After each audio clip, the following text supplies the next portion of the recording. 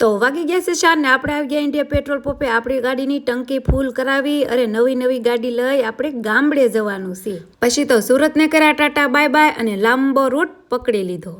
પણ હા, અમે એકલા નથી જતા, અમારે 4 ગાડીનો હથવારો છે. એમાં અમારા આ નનકુડા એવા બેન પણ. સાંજ પડતા તો ફૂલ ટ્રાફિક થઈ ગઈ. આ મોટા ડંફરિયાની વચ્ચે અમારી નાની ગાડી. પણ નાની ગાડીનો એક ફાયદો, ગમે ત્યાં કટ મારીને નીકળી તો જાવી. અને આપણને તો આવે છે ઝોલા, તો હાલો ગરમા ગરમ ચા પી અને ઝોલા ઉડાડી દેવી. અને આવો નજારો જોતા મને તો એવી ફિલિંગ આવતી હતી જાણે હું દ્વારકા જાતી હોય. પણ અત્યારે દ્વારકા નથી જવાનું, ગામડે જવાનું છે. તો હાલો ભેરું ગામડે.